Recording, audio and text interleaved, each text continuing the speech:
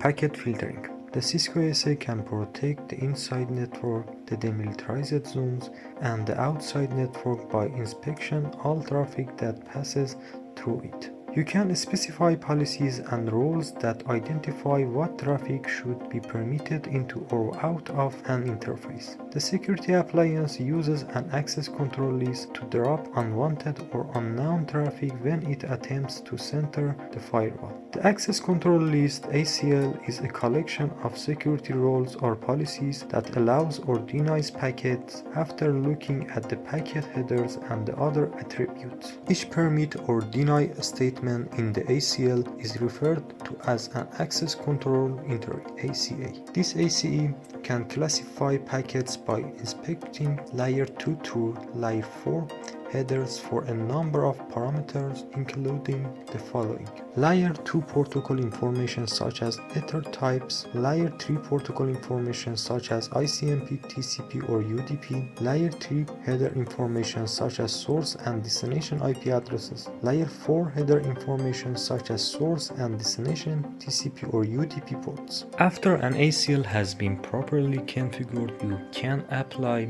it to an interface to filter traffic. The security appliance can filter packets in both the inbound and outbound direction on an interface. When an inbound ACL is applied to an interface, the security appliance analyzes packets against the ACAs after receiving them. If a packet is permitted by the ACL, the firewall continues to process the packet and eventually passes the packet out the egress interface. If a packet is denied by the ACL, the security appliance discards the packet and generates a syslog message indicating that such an event has occurred. In figure, the security appliance administrator has applied to the outside interface an inbound ACL that permits only HTTP traffic. All other traffic is dropped at the outside interface by security appliance. Following are the some of the important characteristics of an ACL. When a new ACE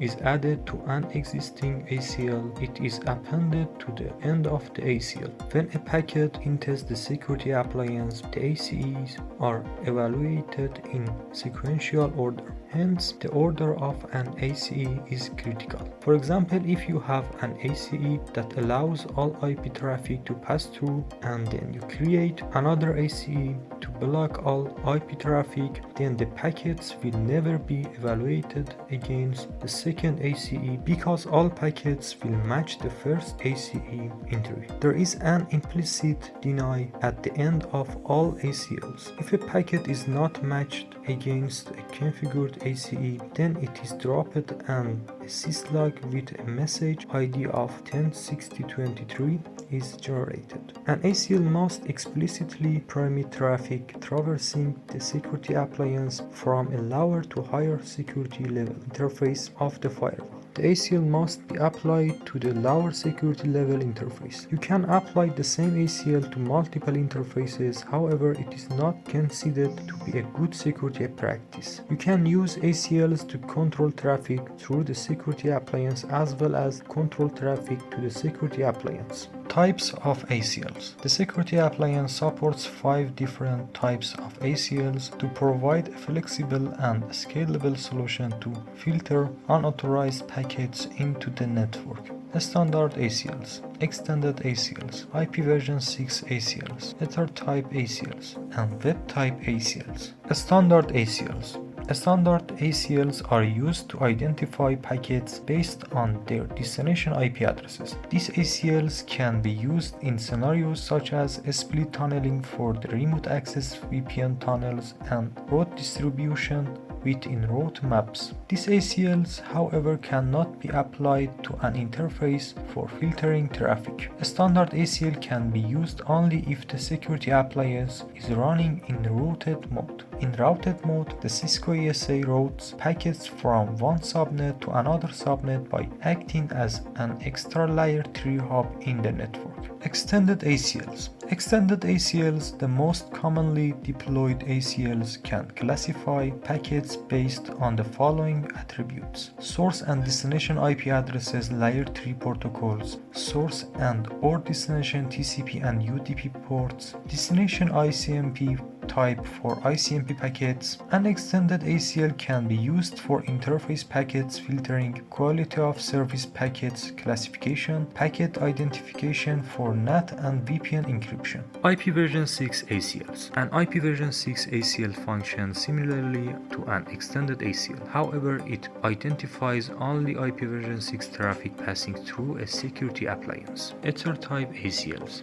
Ether type ACLs can be used to filter IP and non-IP based traffic by checking the Ethernet type code field in the layer 2 header. Like all ACLs, the Ether type ACL has an implicit deny at the end of it. However, this implicit deny does not affect the IP traffic passing through the security appliance. As a result, you can apply both Ether type and extended ACLs to each direction of an interface. If you configure an explicit deny at the end of an Ether type ACL, blocks IP traffic even if an extended ACL is defined to pass those packets. Web type ACLs. Web type ACL allows security appliance administrators to restrict traffic coming through the SSL VPN tunnels. In cases where a web type ACL is defined but there is no match for a packet, the default behavior is to drop the packet because of implicit deny. On the other hand, if no ACL is defined, the security appliance allows traffic to pass through it.